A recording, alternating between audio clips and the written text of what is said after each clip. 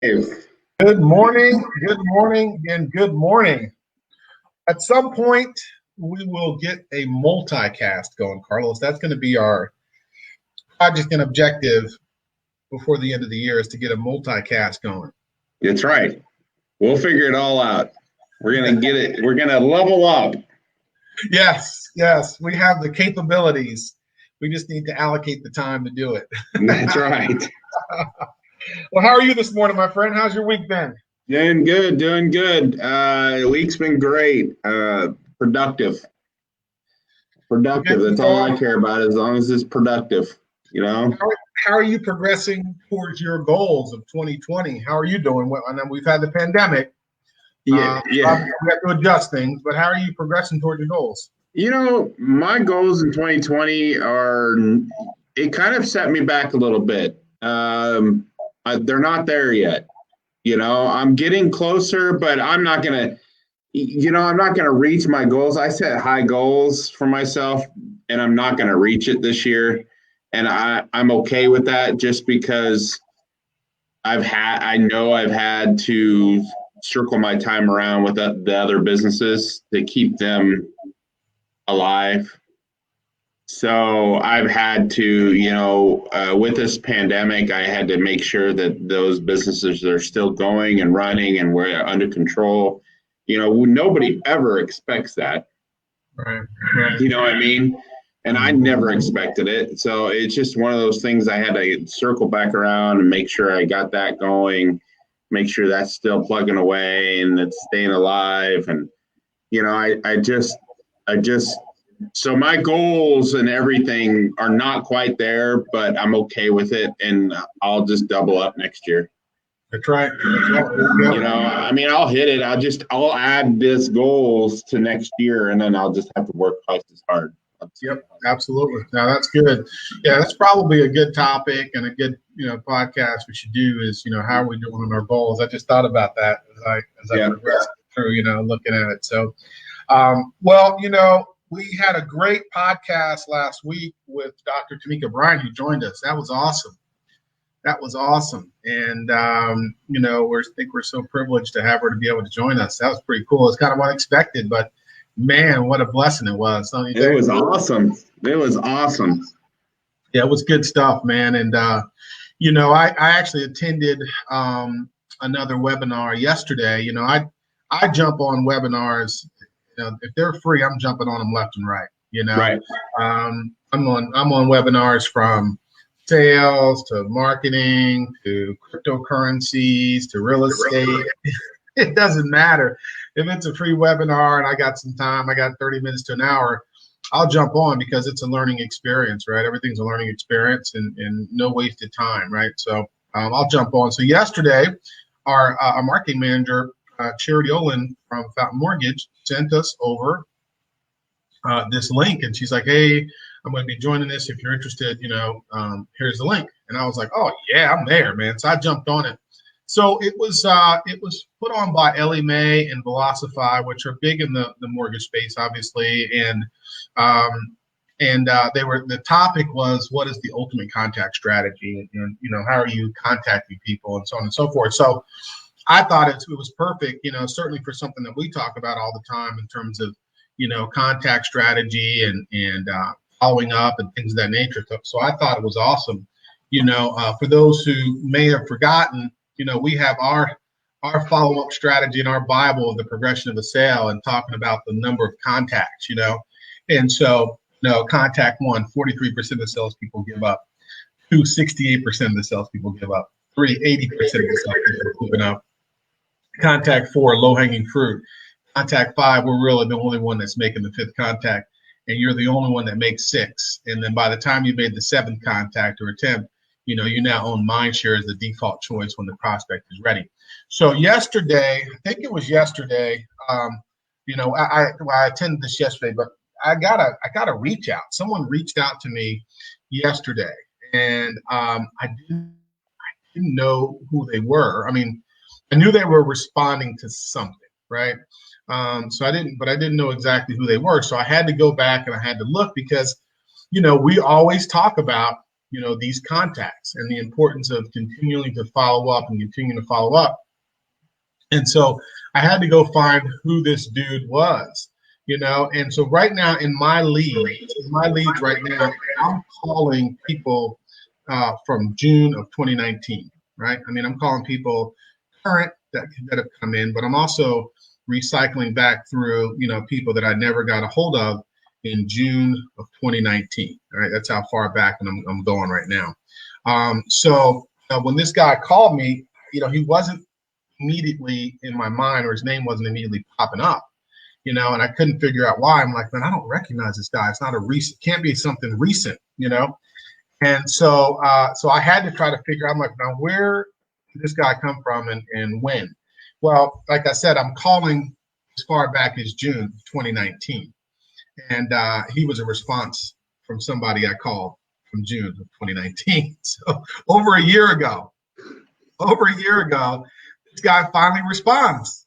And he calls me and he says, hey, listen, first of all, I wasn't really ready to do anything.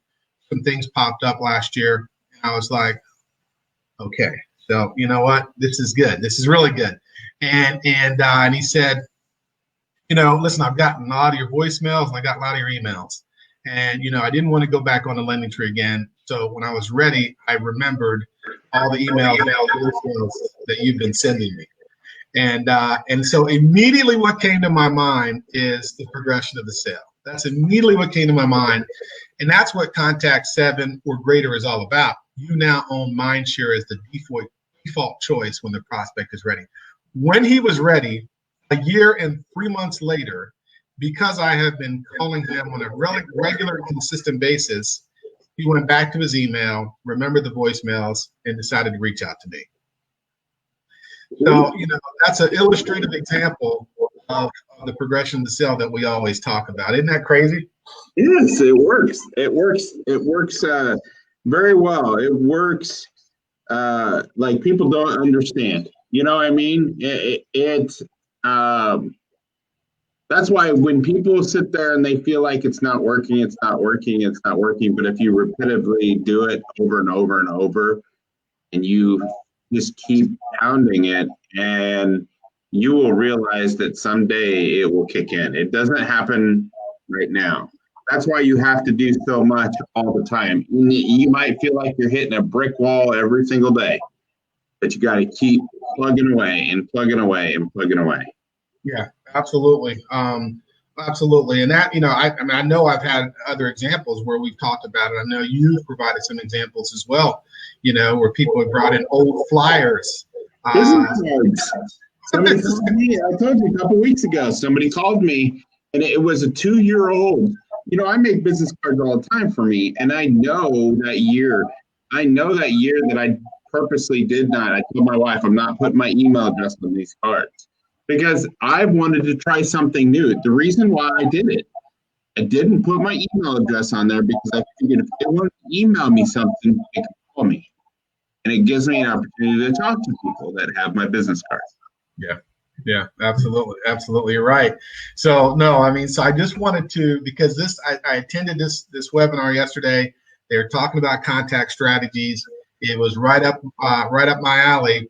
And then I had this call come in from a guy back, in June of 2019, who I've been contacting on a regular basis, And when he was ready to go, he decided to pick up and respond to an email or voicemail. So I thought that was awesome, and I wanted to share that. So, so back to the question of the day, which is always our question, is follow-up strategies, contact strategies.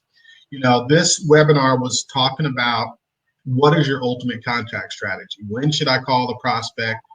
Should I call once and leave a voicemail? Do people even respond to voicemails? How about texting? What if they don't pick up? How many more times should I call? All those questions in this slide, all lead back to the progression of the sale. From my perspective, they all lead back to that, right? When, how, so on and so forth. And we jump into this article on a regular and a consistent basis because it's got so much content that's so valuable. But there's the answer to all those questions, right? how, when, how often, how frequently.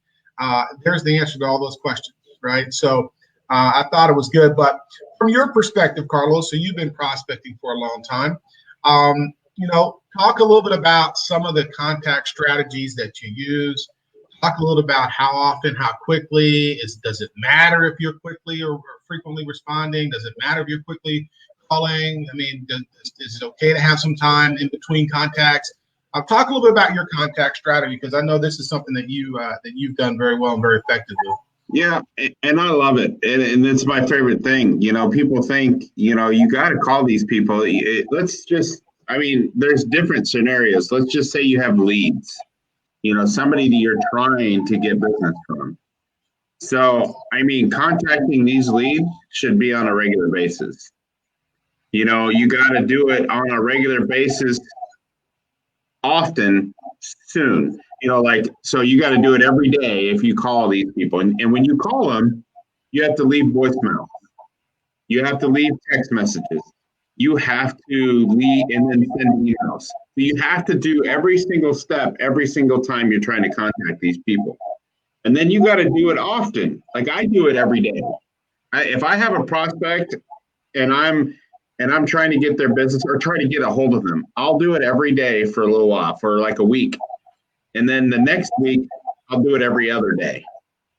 And then the following week, I'll put them on a regular call time.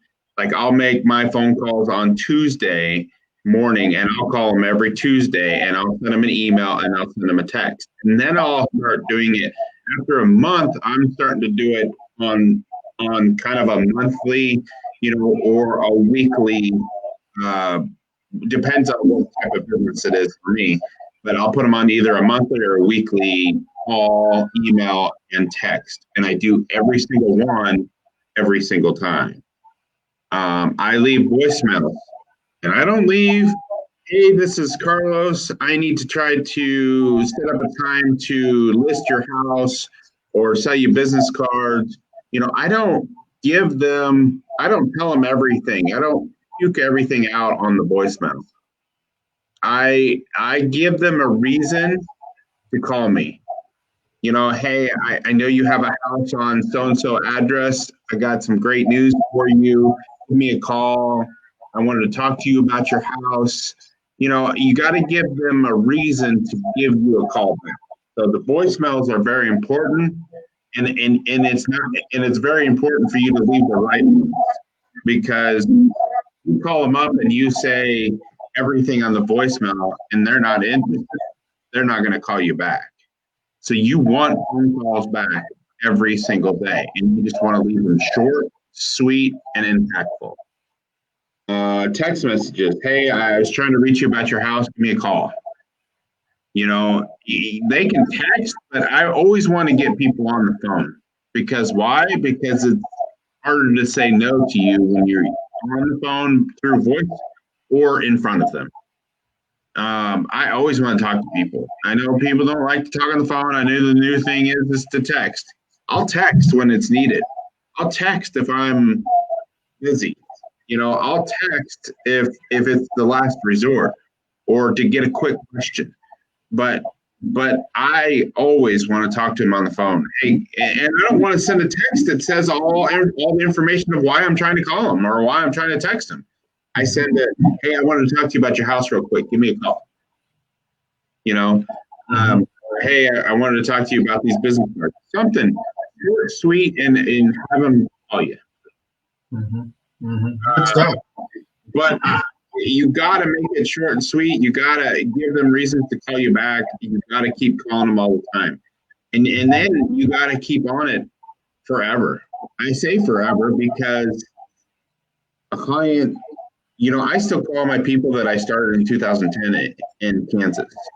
I still call my people from Lincoln when I need to. Really? I still call my clients from Lincoln when I need to. Yeah, if I'm doing business or doing something in that direction, but I always stay in front of my people. I'll always, now I got out of the business that I was in, I was in the car business. So it's not like I want people to call me and ask me. I still have people call me and ask me for a car or, who do I contact or who do you recommend? you know. But I always want to stay in front of my people, and I call people that I started with from day one. I still talk to the same people that I've been doing business with 10 years ago, and when I came here to Kansas. Wow. So why do you do that, Carlos? Why is that important?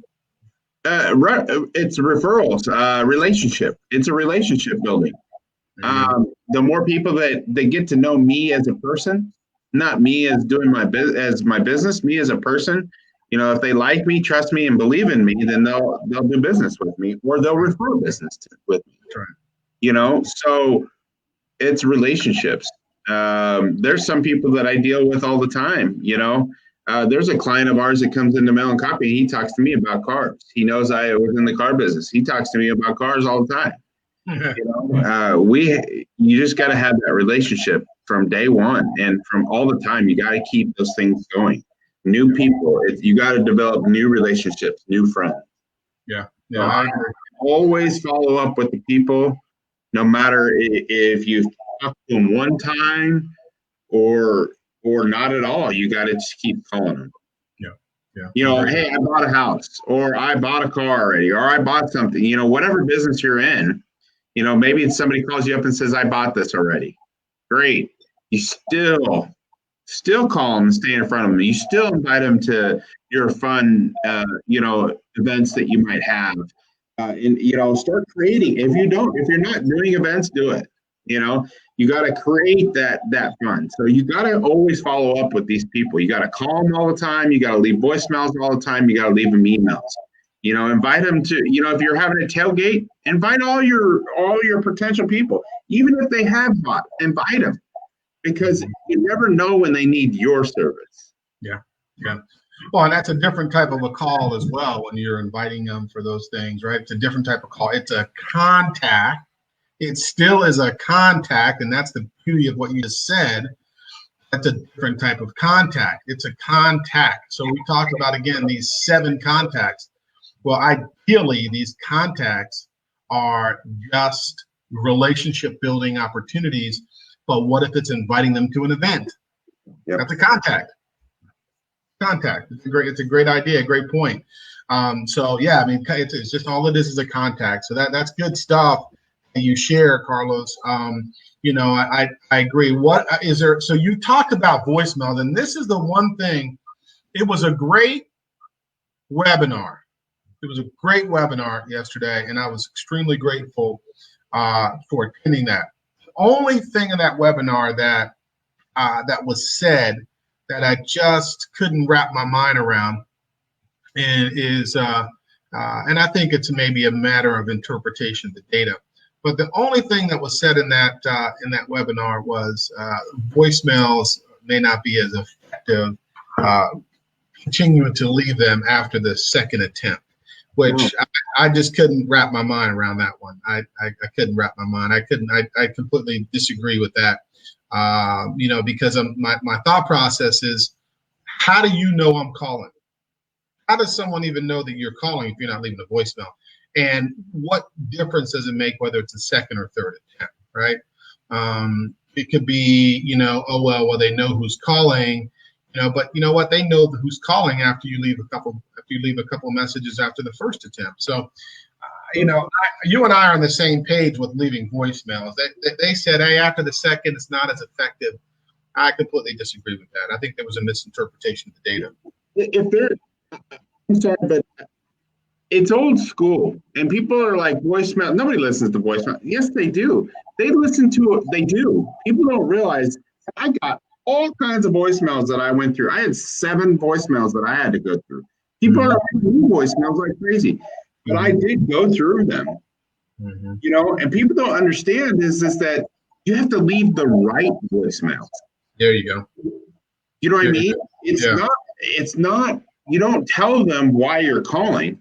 After 2 of those voicemails of you telling them, I want to sell you something, you're not going to get, you're right. They're not going to be effective. Right. The only way they're not effective is by leaving the wrong type of voicemail. You have to give a person a reason to call you back, even if it's voicemail, if it's email, if it's text message, you have to give them a reason to call you back all times, every single time. I agree. Yeah, I agree completely. And so maybe it's a matter of the type of voicemail message. Maybe that's what they were thinking. But I mean, listen, I just gave you an illustrated example of at least 2 or 3 people that I've mentioned to you that have called me back on leads that have been over a year old. So you're absolutely right. It's a matter of what you leave on the message. But I'm a big proponent that I want you to know I'm calling because at some point in time when you decide you're ready, I want you to not go back to that multiple lead source that's going to push it to everybody, but to come to me. So I'm always sending emails and I'm always leaving voicemails. Always. That's a major part of my contact strategy. So, and I'm sure, so Stephen, with this contact, I'm sure that you've made a contact or somebody out there has made a contact, made an appointment, and they no-showed him, right? Don't you think somebody's done that? Yeah. Now, what do? Do you just like, well, the no-showed me is a waste of my time. Forget them. Or, yeah. But the thing is that there's some reason why they stood you up. Now, maybe they didn't want to do it. Maybe they're, not ready, whatever. And they start not answering your phone calls when they answered your calls beforehand. You know what I mean? Yeah. But you can't stop.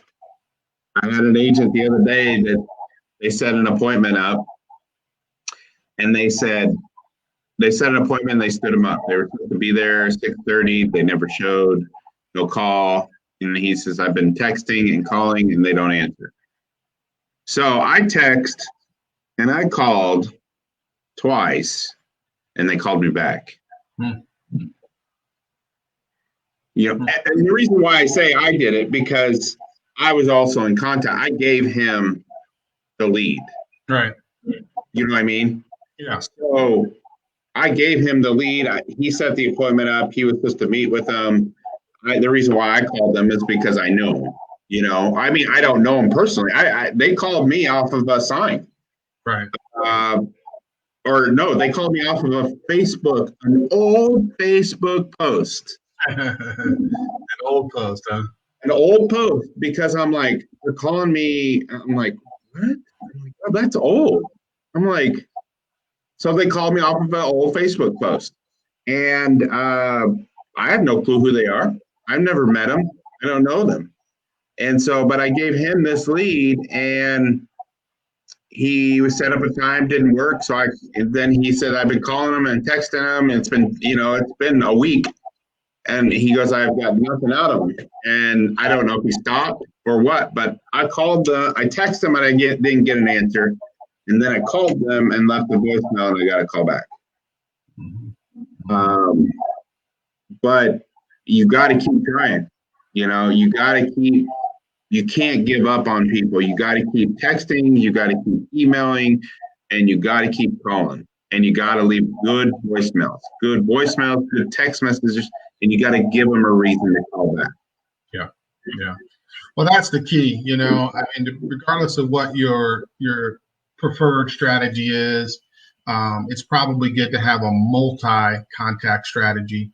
And the answer is, how often should I leave, messages or emails? As often as you possibly can, and try to differentiate them. Have different variations of them, and like you said, give them a reason to respond. And that's really the key. It doesn't really matter. There's people selling these systems, these contact strategy systems, and stuff like that. But at the end of the day, you gotta pick up the phone, you gotta make the call, you gotta do the text, you gotta do the email, you gotta be consistent with doing it. As you said, you gotta give them a reason to respond, right? Just a generic these packages, the emails and text messages ain't gonna get it done, right? Right. I'll tell you a little clip real quick, but how I got them to call me back is I put the blame on me. Total 100%. I'm like, look, I said, I totally apologize. I don't know if I missed the appointment time, but I apologize for missing it. I would love to talk to you and set up another time. It was just a miscommunication on my part. And I really apologize. And they called me back, and you know what they said? No, we got caught up at work and we couldn't make it in. And they called me back and told me that it was totally different. You know what I mean? Mm-hmm. I blamed it all on me, and they called me. They called me back, so I made them feel like it's not them. It's okay. And they called me back and they said, no, it was us. It wasn't you.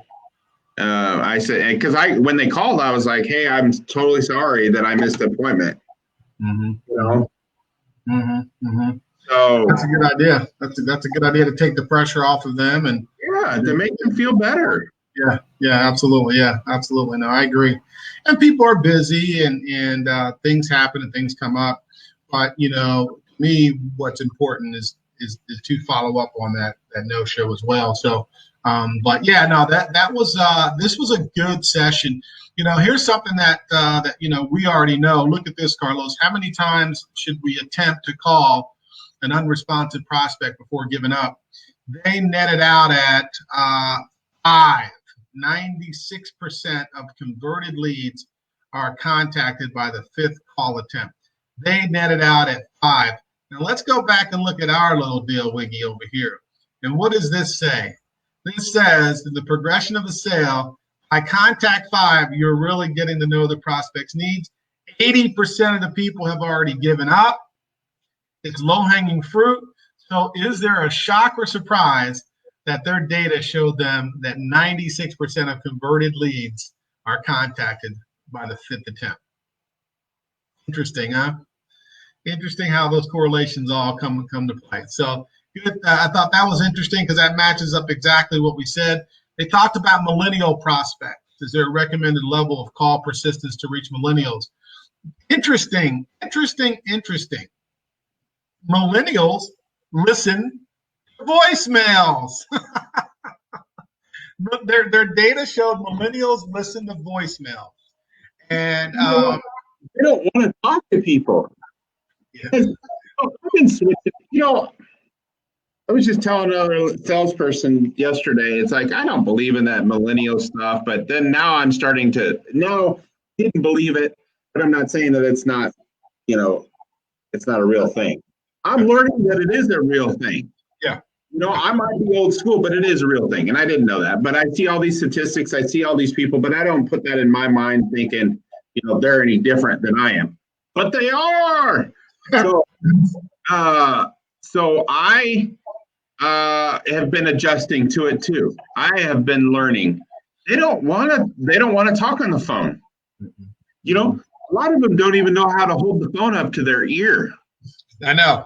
They only know how to do the speaker. The speaker. Or earphones. Or AirPods, yeah. Or text. They don't even know how to hold the phone from the ear to the mouth. They're like holding it this way, and it's like they don't even know how to hold the phone. Right. So they don't want to talk on the phone. Yeah. They want to hear a voicemail of what do you want? Or they'll listen to it on speaker or their earpiece or their earphones or their headsets, and they'll listen to the voicemail, what do you want? Or they'll text you. Yeah. But you got to leave a voicemail that is impactful for them to either text you back or they call you. Yeah, they call you. Yeah. And they convert with fewer calls, but they also listen to voicemails. I thought that was interesting. How quickly should you call someone? I think this is all Captain Obvious here. If you get a hold of someone sooner, you have a higher, likelihood of converting them. I think that's Captain Obvious, right? So there wasn't anything really, compelling. Do voicemails help convert more prospects?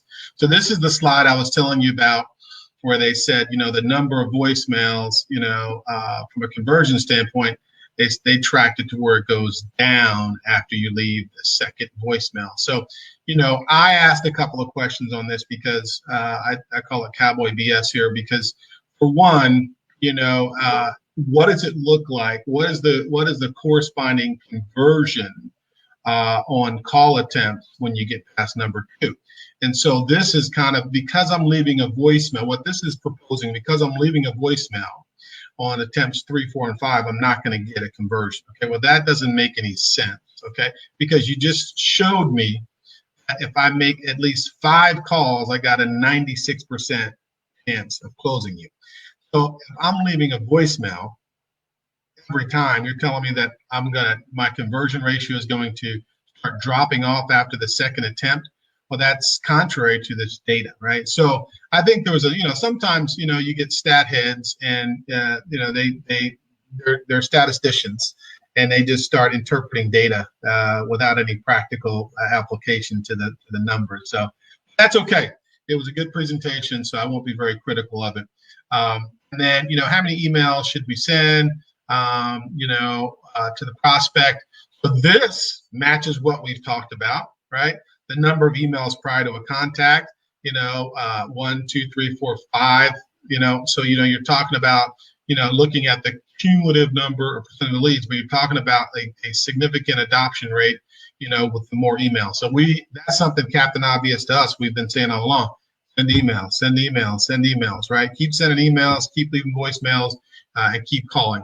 And then this is a slide on at what point should we text the prospect. This is looking at conversion rates before and after contact. So, basically this is saying that, you convert around 20% those that you text before and after, right? So that's just basically catering. This is about catering to your audience and your contact. Some of them want to give you a text, great. Text them, right? But that's after you've made the contact. And then this one is SMS or texting only after contact, 45%. Again, that's about catering to your prospect, right? If they want to text and communicate via text, hey, that's great. There's some people I've never spoken to, and I've closed loans on. I've never spoken to them. There's only been established. They didn't answer my telephone call. They got my voicemail. They responded to a text, and then we did email communication and text communication. Never even talked to them. Other than, hey, congratulations, your loan's approved type of a call. So, this is just talking about, at what point should you text prospects?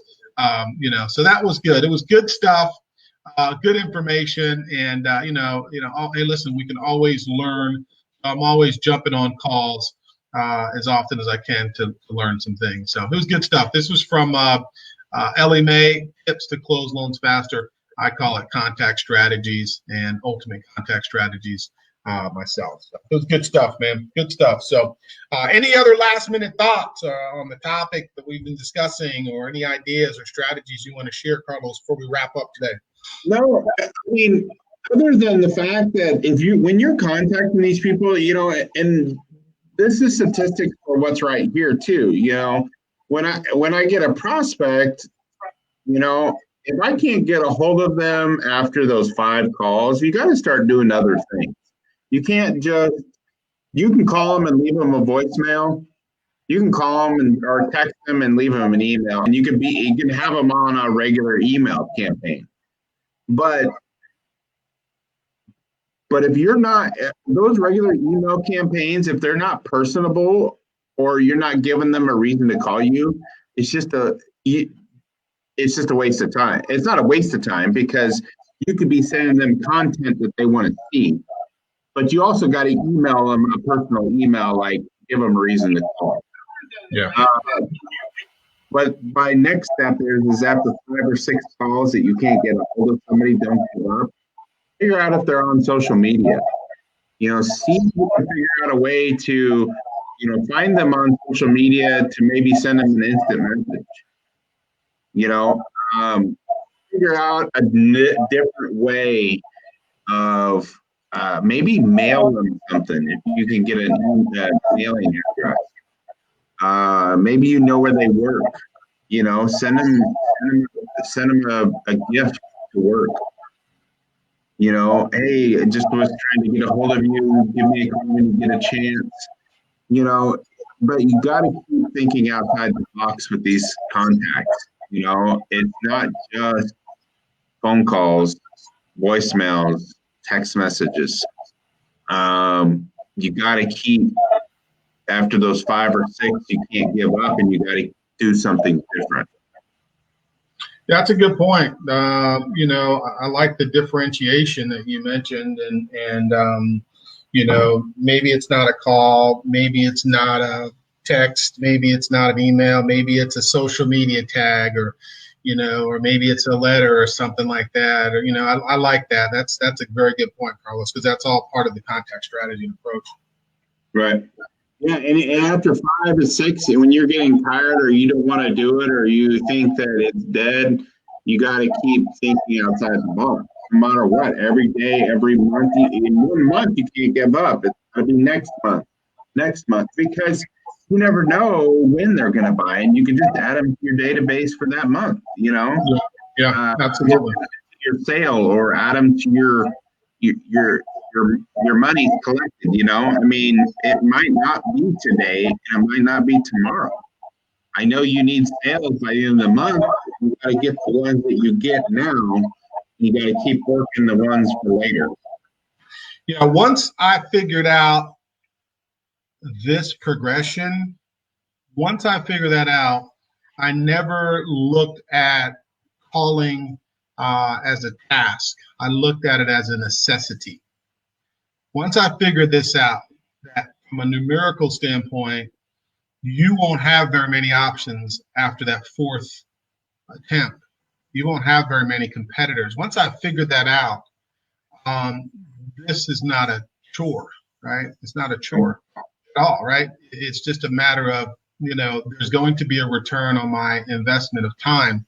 It's not a chore. And so once I figured that out, things got so much easier for me from a prospecting standpoint, because it's just knowing that, hey, if I just keep calling, texting, emailing, leaving voicemails, reaching out, doing events, et cetera, if I just keep doing that, it's going to yield results, period. The thing is, people don't put it together, is you're exactly right, because you're right, they give up. People are giving up. You have a higher opportunity to get these people if you keep in front of them. You know what I mean? Because there's less competition. Yeah, absolutely. I mean, you get a great opportunity to get them if you keep on it. You keep being in front of them. Then they'll say, hey, there's people that I've had recently that other realtor agents, they gave up on their people. Mm-hmm. Mm-hmm. I'm calling somebody from March of 19. No, March of 19. I'm calling somebody from March of 19 that was looking at a house, and they're still looking. Still looking. Yep. They're still looking. And they really appreciate the fact that I reach out to them, and they've been talking to me lately, Yeah. And that was March of 19 that I reached out to them, and I talked to them off of a lead that came into my systems, and it was a lead service, and it wasn't like my personal. It was a lead service that I got a lead, and I called them, and I developed a relationship. Like we talked about the schools that we were talking about the schools, and these are people from March of 19. And so you just got to keep plugging away. You got to keep doing it. You can't give up on people. Yeah, absolutely. I agree. At Sprint 20 some years ago, when we were telemarketers on the phone selling long distance, there was a girl by the name of Karen from the East Coast. I think she's from either Jersey or New York or something like that. She had that accent. She wasn't a great salesperson. She was one of the top salespeople. And you know why? Because she just came in every day and she put on her headset and she dialed. and dialed and dialed and dialed. And we would say, Karen, you know, how do you do it? You know, how do you do it? Because you don't overcome that many objections. You're not this real flashy salesperson. And she says, I just come in and just dial and do my job. And you know what? If I call enough people and talk to enough people, I'm going to get a deal. That's it. And she was consistently every month a top salesperson in the center of over, I don't know, there's probably 2,000 people in that call center. She was consistent. And I'm telling you, it's the basics. Yes. All she did was the basics. Yeah. If you do the basics, just like anything else, if you keep walking, you're going to be able to run. And then you keep running, you keep doing the basic stuff. And I call basics, it's just intermediate stuff. You do the basic stuff, and then you start adding, all the other stuff later. But you got to keep doing the basics all the time. Yeah. Basic blocking and tackling, right? Basic blocking and tackling. Basics. It's it's the posture. It's the I did gymnastics all my life, and my coach always told me, do the basics. You gotta get to the basics. The reason why I was messing things up is because the basic thing, the swing, was you were messing it up. Yeah. And you were doing your basic stuff. Yeah. So if you don't do your basics, you're going to lose out on things. When you start getting bigger and doing other things, if you're not doing the basics, you got to keep doing that. You got to keep doing the basics. You got to talk on it. Yep, I agree. Just basic blocking and tackling. Karen was funny, man. Like I said, she did anything would wow you. Every month, what wowed you is she was just consistent with her numbers, just consistent. So, good stuff. Well, all right, man, I'll let you get to your day. Appreciate you sharing again your infinite knowledge and wisdom on, strategies, contacting people, building business, the things that you do. So appreciate you sharing that. It's good stuff. This is a good topic, and look forward to another one. So in 2 weeks, we're going to have Kristen Herman from Northwestern Mutual. She is the insurance agent that we always talk about that pursued me for about 2 years at least, checking in, following up, checking in, following up, checking in, following up, and wore me down to where when I was finally ready to implement that insurance policy, she was right there to get it, checking in, following up. So I told her, I said, Kristen, we talk about you quite a bit, and would love to have you join us. And she was like, I would love to come on. So she'll be on October 9th, Kristen Herman, Northwestern Mutual. I'm telling you, those ones that you do that with, guys, you don't just follow up and nag. You got to be personable with the people. You got to be nice. You got to be genuine. I have somebody that reaches out to me all the time. It's another insurance agent. And he hounds me. He sent me, I just got a letter in the mail yesterday. My wife gave it to me yesterday and it says, I got this credit for you. Call me. And it kind of, you could tell that it was printed on the piece of paper, but it was written out. Yeah. But I can tell you that guy is not very personable with me. Right. I mean? He's not very genuine. Yeah. Just open a business. You know what I mean? Yeah. And he's in front of me, but I just don't think that I'm going to do more business with him just because it's just not personable. He doesn't care about me as a person. And you got to be nice to people, genuine. You got to be genuine. Yep. I agree completely. Cool, man. We'll have a good weekend. Any big plans? No big plan. I got to get out on that water. This last little bit of water, I think, is I'm going to get out on the water. I'm going to try this weekend a little bit. Use my jet ski a little bit before I winterize it. Other than that, I'm excited for the football game on Monday. It's exciting. I know a lot of people aren't supporting the NFL right now, but I'm just excited to watch Patrick and watch the team do good and hope world champion Kansas City Chiefs. Yep. How about them? All right, my man. Good chatting with you, Carlos. All righty, man. Take care, buddy. Go Chiefs. Bye.